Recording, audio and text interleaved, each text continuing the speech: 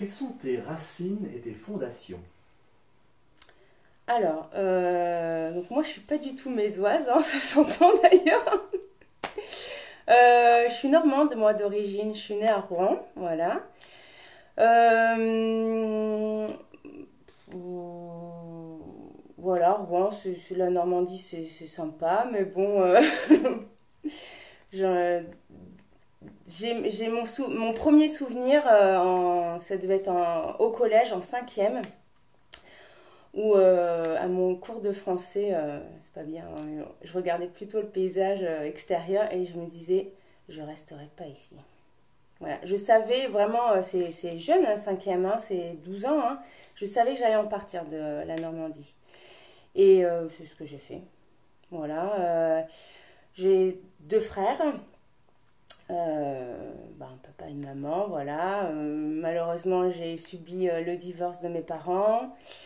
Donc, j'ai beaucoup vécu avec que maman en fait, mais j'ai vécu aussi le remariage de mes parents qui se sont remis ensemble et se sont remariés aussi. Donc voilà, c'est pas mal. Donc aujourd'hui j'ai mes deux parents. Et puis après, j'ai fait mes études. J'ai fait quoi? J'ai fait un BTS assistante de direction, mais j'ai jamais mis les pieds dans un bureau. Voilà, c'était plutôt un parcours scolaire facile pour moi en fait.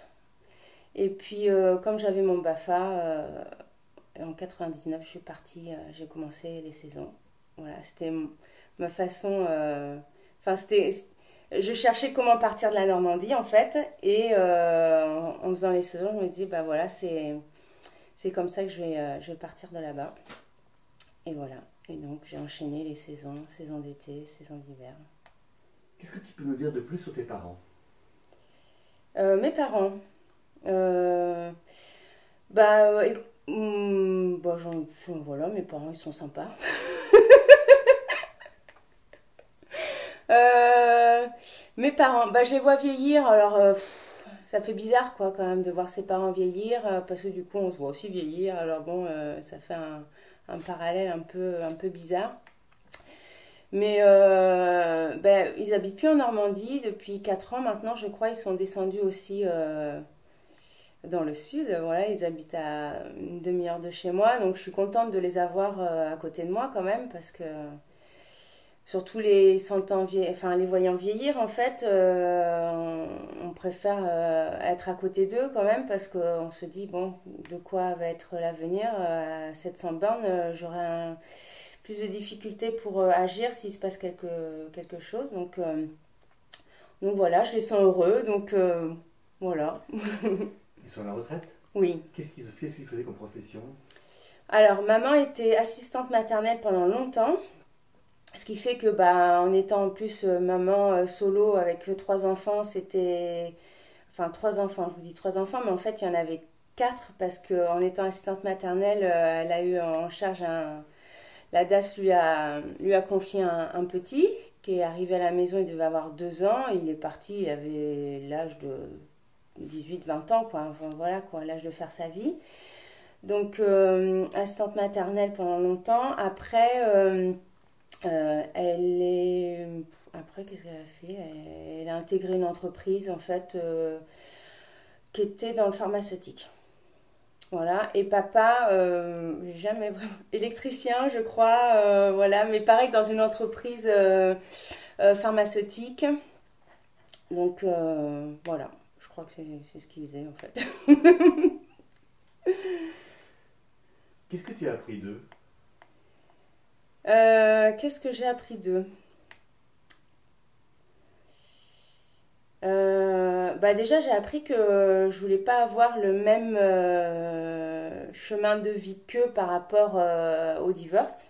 Ça, c'est quelque chose que je voulais pas. Enfin, j'avais pas envie d'aller dans ce chemin-là. Donc, autant vous dire que c'est quand même pas une pression que je me mets, quoi. Mais bon, c'est un travail de tous les jours quand même d'être en symbiose dans son couple et dans sa vie de famille. Et donc voilà, ça, j'ai appris d'eux de ne pas faire la même erreur. après, qu'est-ce que j'ai appris d'eux? C'est pas facile comme question ça, parce que finalement on s'est jamais posé la question de ce que nos parents nous ont un peu légué, quoi. Tu as parlé du divorce de tes parents et du remariage. C'était ensemble ou avec des conjoints différents? C'était ensemble. Alors, est-ce que tu peux raconter cette histoire? Alors, en fait, il y a eu une période de vie. Alors moi, mon père, il est parti, j'avais 6 ans. Il est revenu, j'en avais 17, donc pleine adolescence. Autant dire que ça n'a pas été facile quand même. Mais en fait, ma mère a refait ça, a essayé de refaire sa vie. Mon père, lui, a refait sa vie. Il a même eu une fille, donc j'ai une demi-sœur. Et en fait, j'ai toujours entendu ma mère, ton père, c'est l'homme de ma vie. Voilà. Parce que la petite histoire, c'est quand même, ils ont grandi dans le même quartier. Donc voilà, ils ont été, pas à l'école ensemble parce qu'à l'époque c'était garçon-fille, mais ils ont fait du sport dans le même club, enfin bref. Donc ils ont vraiment grandi ensemble et j'ai toujours entendu ma mère dire, ton père, c'est l'homme de ma vie. Donc c'est beau, hein. Et puis... donc pendant toute cette période de divorce, j'ai quasiment pas vu mon père. Il avait rompu les liens avec nous. Et un jour, il a repris contact et ça a été le jour en fait où il s'est séparé de la femme avec qui il était. Et je crois que c'est moi qui ai un peu poussé, ou mes frères, enfin je sais plus lequel exactement de nous trois, qui a un peu poussé maman à dire allez vas-y, bah contacte-le ou...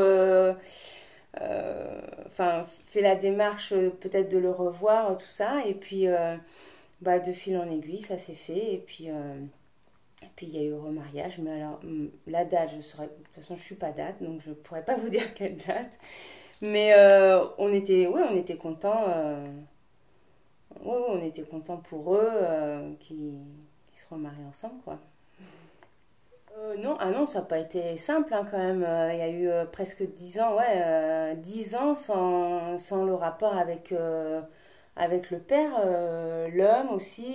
Bon, il y avait mes frères. Alors mon frère aîné a pris un peu un rôle paternel, on va dire, au sein de la famille. Mais non, bah, moi j'étais contente pour ma mère, mais après, il fallait qu'il fasse sa place dans ma tête, dans mon cœur, tout ça. Donc... Aujourd'hui, ça va. Enfin, j'ai fait. Alors, c'est pas ce deuil, mais j'ai digéré tout ça. Voilà. Euh, je suis moins sensible à en parler.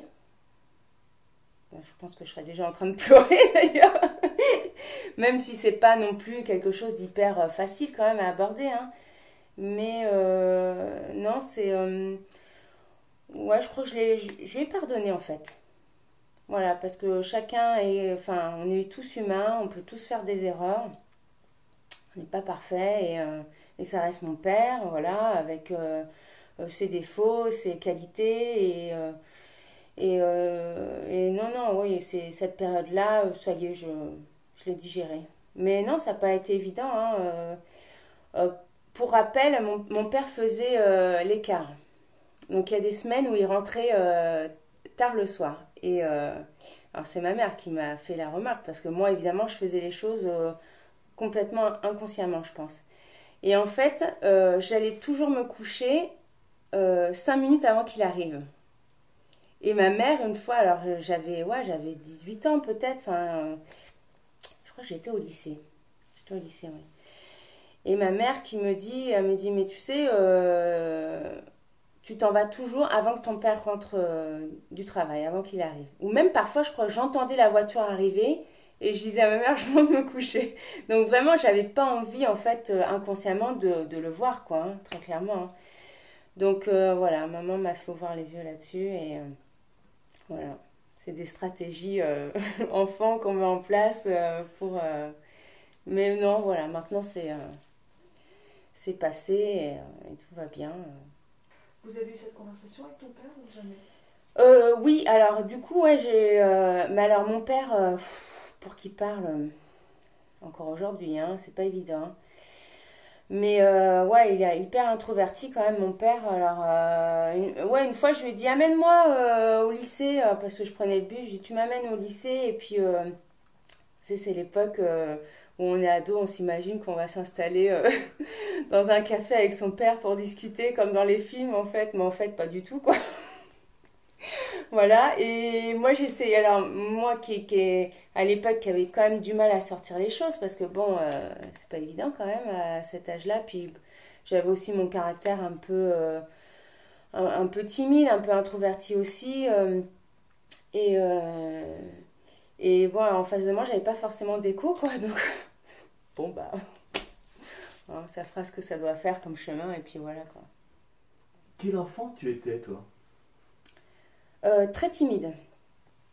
Ça, j'ai souvenir d'être très très timide, mais même d'être timide et j'avais pas le sentiment d'être vraiment à ma place partout où on allait, quoi. Voilà, si on pouvait même m'oublier, parfois, c'était pas mal, quoi. En fait, c'est ce sentiment que j'ai. Après, peut-être que la vision des autres, c'était pas ça. Voilà.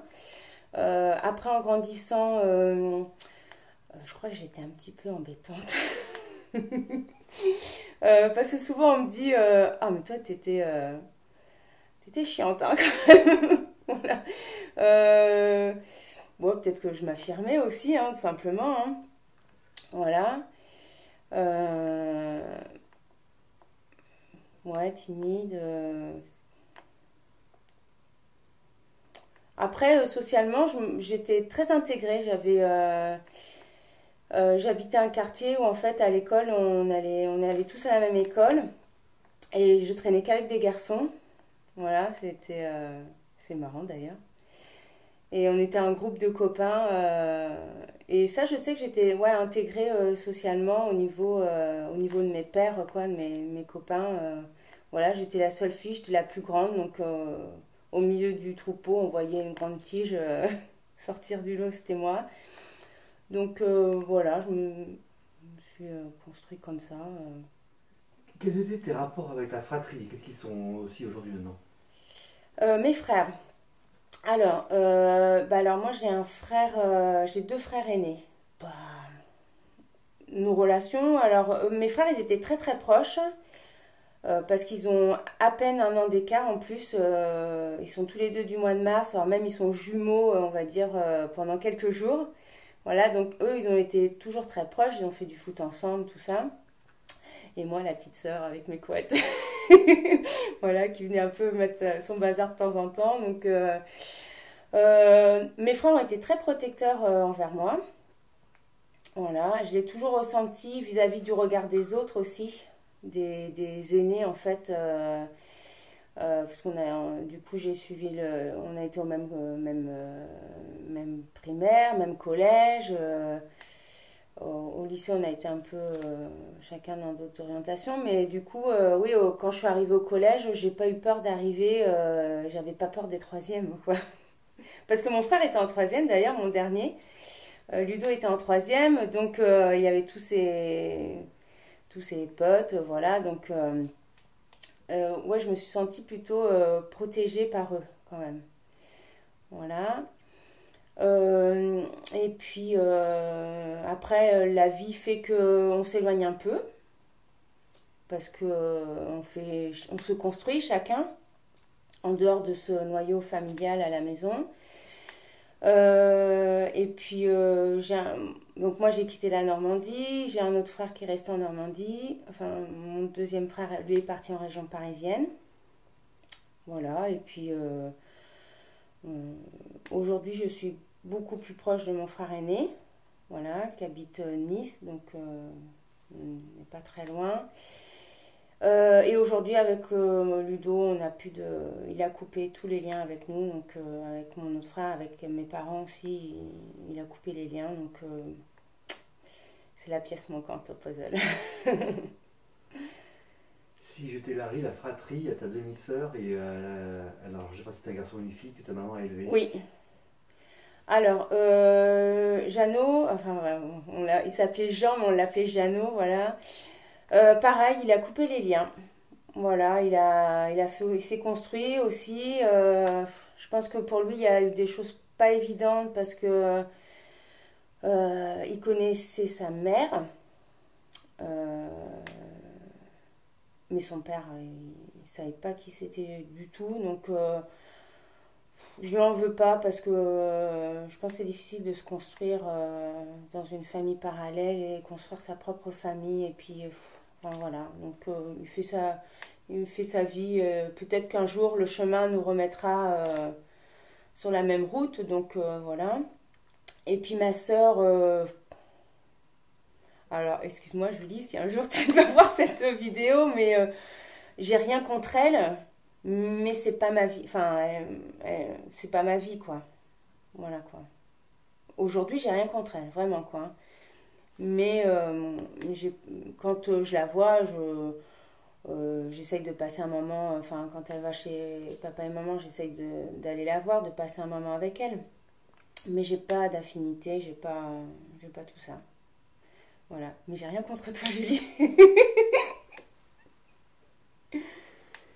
Après, on peut pas, voilà, on peut pas s'imposer d'aimer les gens sous prétexte qu'on a le même père ou qu'on a le même nom de famille, quoi. Enfin, voilà, quoi. J'espère que elle le comprend aussi et très certainement à ses yeux, je suis sur le même degré, quoi. Voilà. Et je comprendrai. Enfin, franchement, il n'y a pas de problème avec ça. Quand tu étais enfant, adolescente, quels étaient tes rêves? De partir, ça c'est un rêve, ça c'est sûr. De partir de là-haut, ça c'est sûr. Après,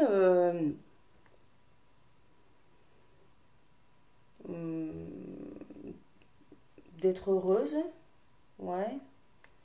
Mais je crois que partir de là-haut, c'était aussi être heureuse, en fait, ça c'est sûr. J'avais pas envie de mourir là où j'étais née. Vous voyez, de faire ma vie là où j'avais commencé, en fait. J'avais envie vraiment de partir, de voir autre chose, quoi. Vraiment, hein, c'était vraiment, ça c'était mon ambition, quoi. La première, c'était de... Voilà, de pas faire ce que certains font aussi. Ça, j'avais pas envie de ça, quoi. Voilà. En fait, je trouvais ça triste de me dire que je pourrais vivre toute ma vie au même endroit, quoi. Et ça, pour moi, c'était source de tristesse, en fait. Voilà. Alors que partir, c'était source de bonheur, en fait. Mais après, je crois que j'avais pas de grands rêves. Parce que au niveau scolaire, je suis allée dans une branche de facilité, vraiment, quoi. Ouais, en fait, c'est bizarre parce que parce que je me suis jamais aussi projetée dans un rêve de travail. Il y en a, ils disent, ah mais moi je veux à tout prix travailler là-dedans, c'est mon rêve. De voir les échelons aussi d'augmenter, enfin de partir d'en bas, de prendre des promotions dans tel ou tel domaine. Et moi, en fait, je me rends compte que, en parlant maintenant, que j'avais pas d'ambition professionnelle. Bizarre ça.